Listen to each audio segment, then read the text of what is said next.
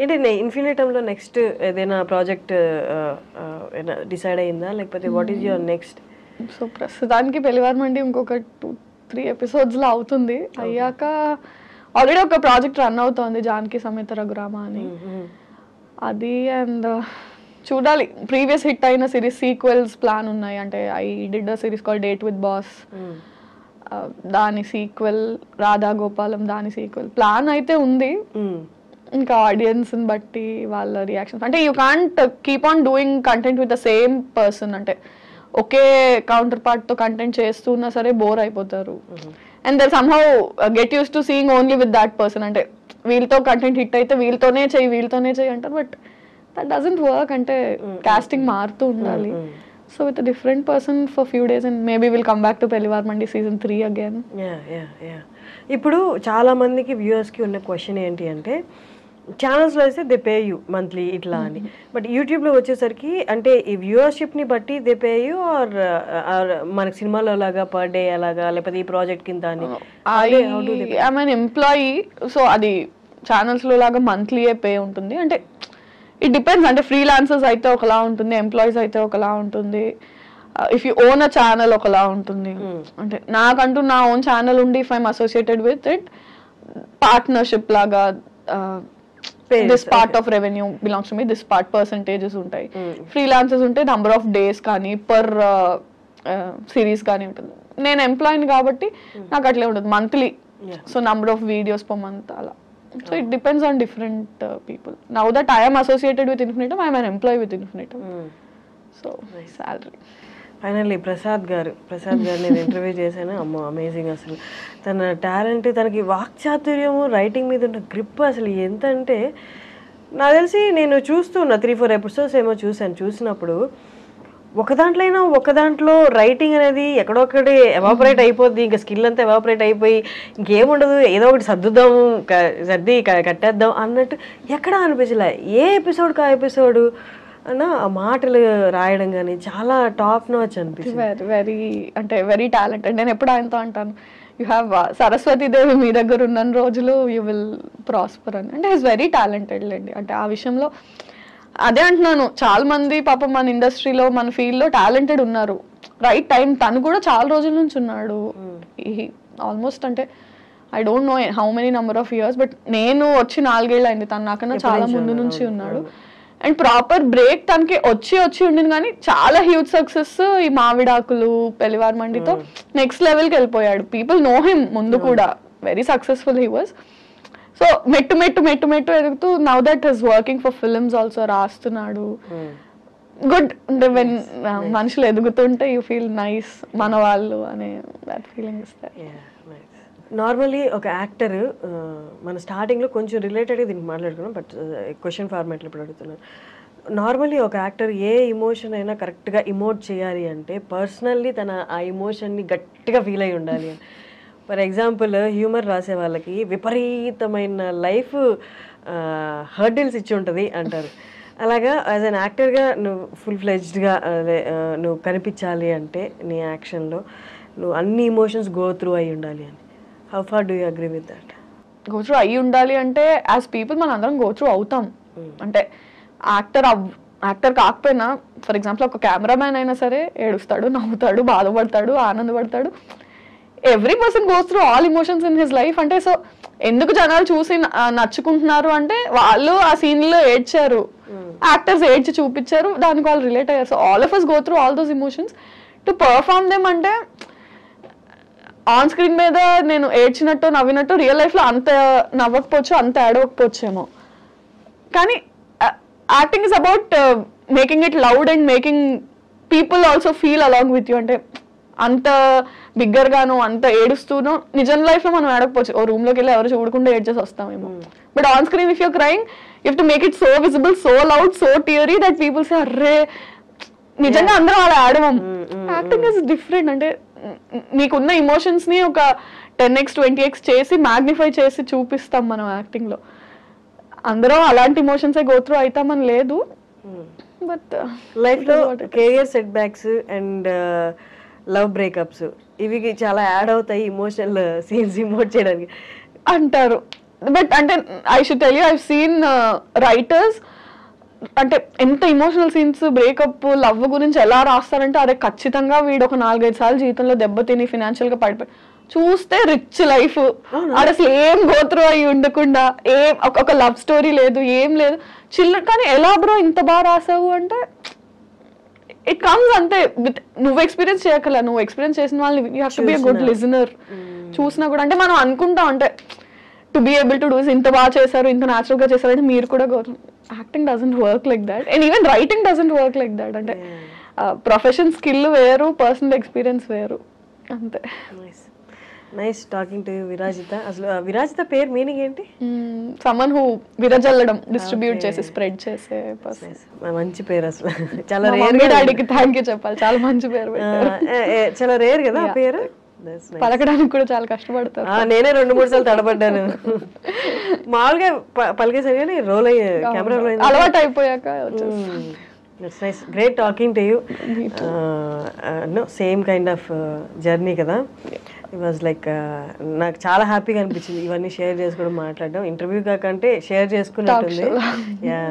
That's nice for thank you for coming and all the best for your next projects. Thank you so much.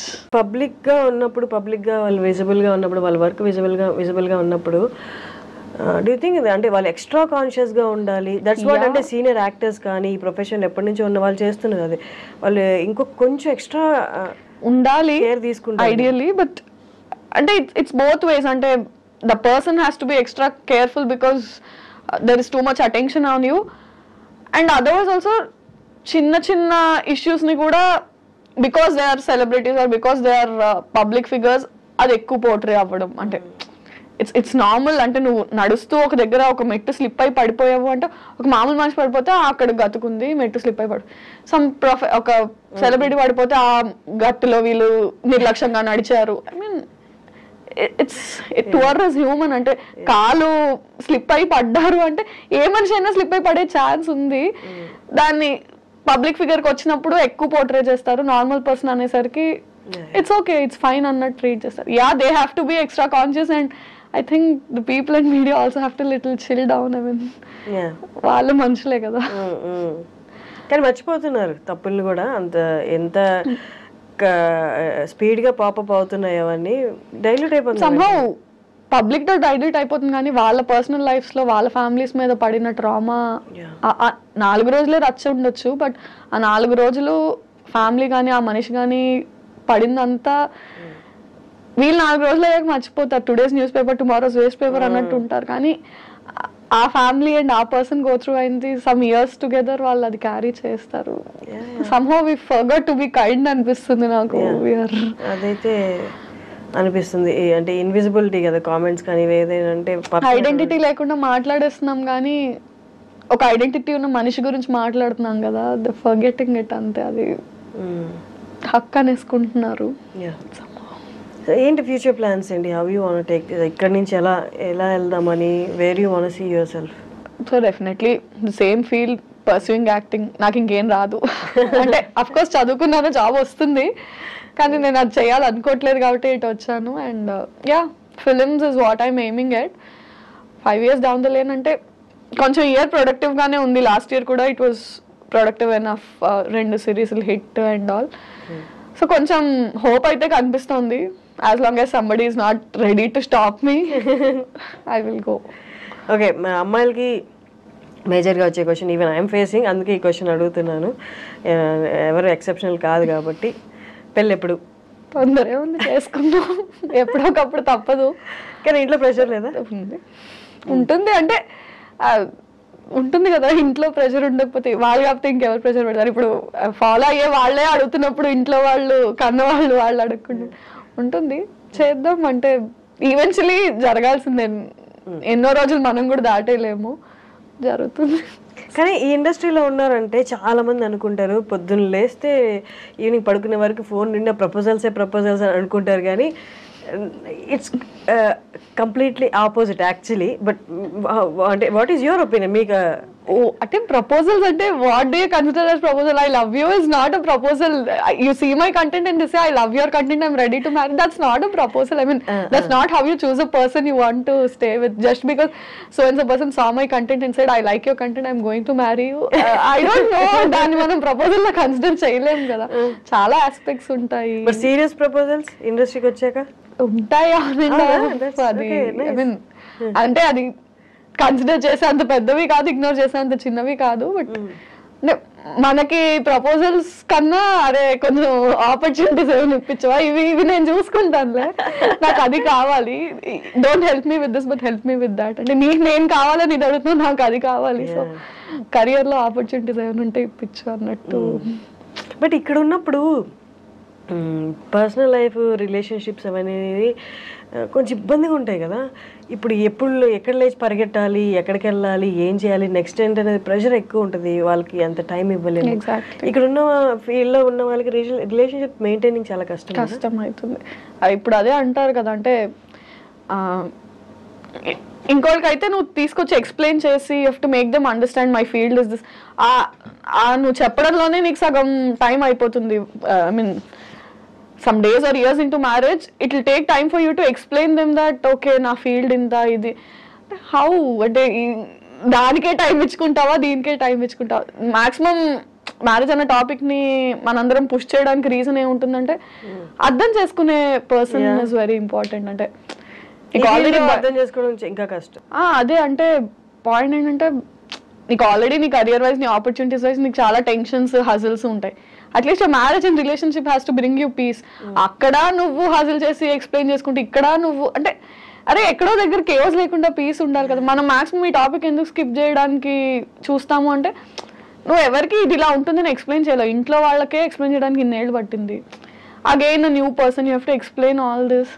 But ఎందుకులే అనిపించింది, కానీ తప్పదు, inevitable. అంటే దాన్ని నువ్వు దాటేయాలనుకున్నా వాళ్ళు వేయనివ్వరు. అండ్ ఎక్కడో దగ్గర నువ్వు కాంప్రమైజ్ అవ్వాలి.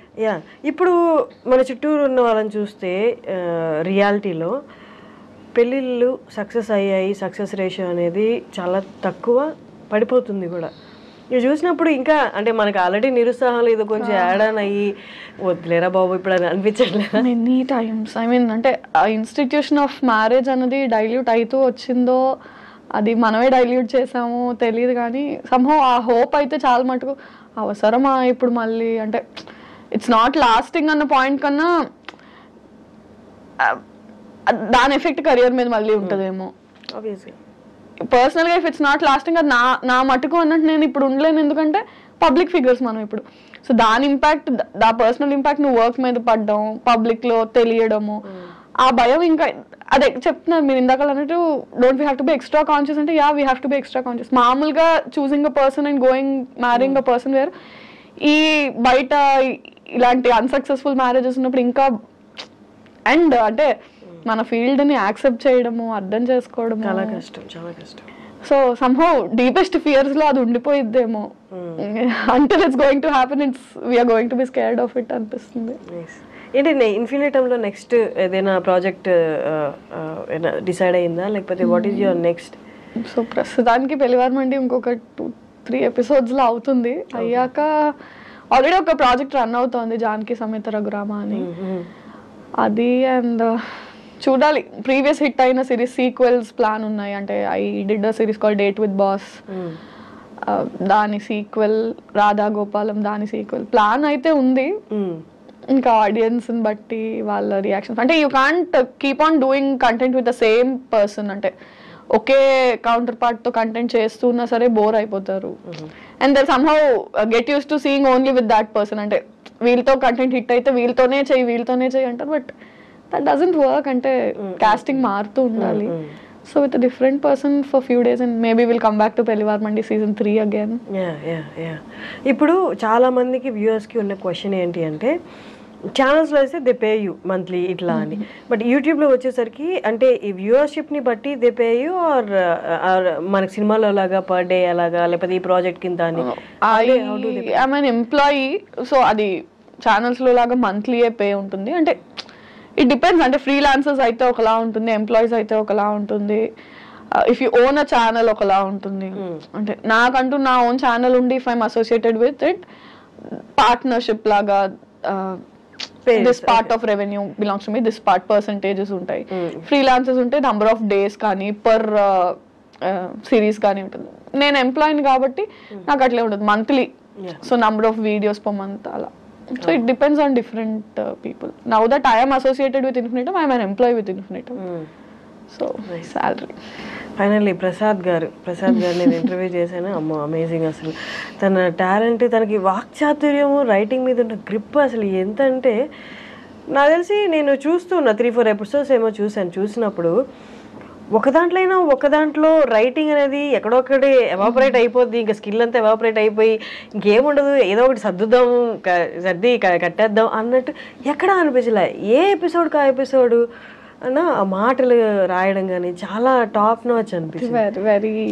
Very talented. నేను ఎప్పుడు ఆయనతో అంటాను, యూ హ్యావ్ సరస్వతి దేవి మీ దగ్గర ఉన్న రోజులు యూ విల్ ప్రాస్పర్ అని. అంటే ఈజ్ వెరీ టాలెంటెడ్ లేండి. అంటే ఆ విషయంలో అదే అంటున్నాను, చాలా మంది పాపం మన ఇండస్ట్రీలో మన ఫీల్డ్ లో టాలెంటెడ్ ఉన్నారు. రైట్ టైం తను కూడా చాలా రోజుల నుంచి ఉన్నాడు. ఆల్మోస్ట్ అంటే I don't know how many number of years, but నేను వచ్చి 4 ఏళ్ళు అయింది, తను నాకన్నా చాలా ముందు నుంచి ఉన్నాడు.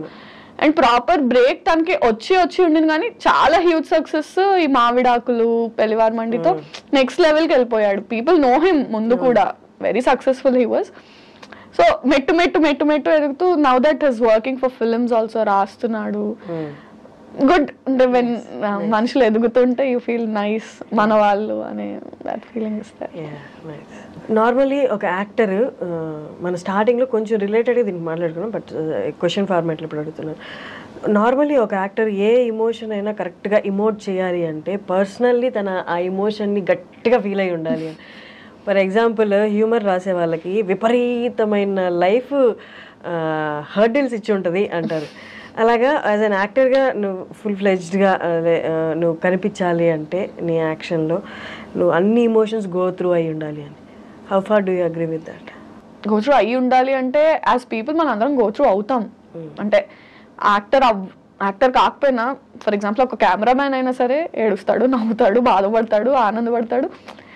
Every person goes through all emotions in his life. అంటే సో ఎందుకు జనాలు చూసి నచ్చుకుంటున్నారు అంటే వాళ్ళు ఆ సీన్ లో ఏడ్చారు, యాక్టర్స్ ఏడ్చి చూపించారు, దానికి వాళ్ళు రిలేట్ అయ్యారు. So all of us go through all those emotions to perform them. అంటే ఆన్ స్క్రీన్ మీద నేను ఏడ్చినట్టు నవ్వినట్టు రియల్ లైఫ్ లో అంత నవ్వకపోవచ్చు, అంత ఏడవకపోవచ్చేమో, కానీ acting is about making it loud and making people also feel along with you. అంటే అంత బిగ్గర్ గాను అంత ఏడుస్తూనో నిజం లైఫ్ లో మనం ఏడకపోవచ్చు, ఓ రూమ్ లోకి వెళ్ళి ఎవరు చూడకుండా ఏడ్చేసి వస్తామేమో.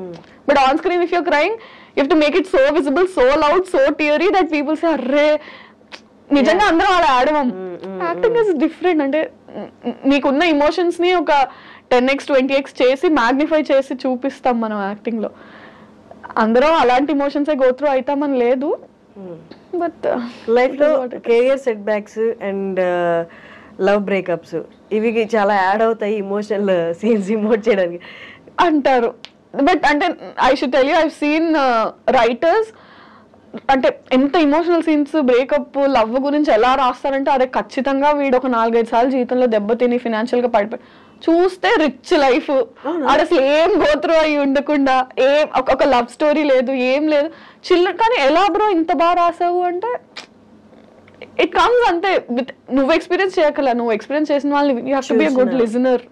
చూసినా కూడా అంటే మనం అనుకుంటాం అంటే to be able to do ఇంత బాగా చేశారు, ఇంత న్యాచురల్ గా చేశారు అంటే మీరు కూడా acting doesn't work like that and even writing doesn't work like that. అంటే ప్రొఫెషన్ స్కిల్ వేరు, పర్సనల్ ఎక్స్పీరియన్స్ వేరు అంతే. Nice talking to Virajitha. అసలు విరాజిత పేరు మీనింగ్ ఏంటి?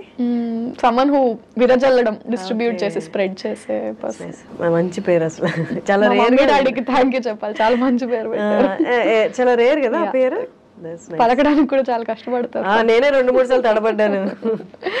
మామూలుగా పలికేసాను కానీ రోల్ అయ్యే కెమెరా రోల్ అలవాటు అయిపోయాక It's nice. Great talking to you. No, same kind of journey కదా.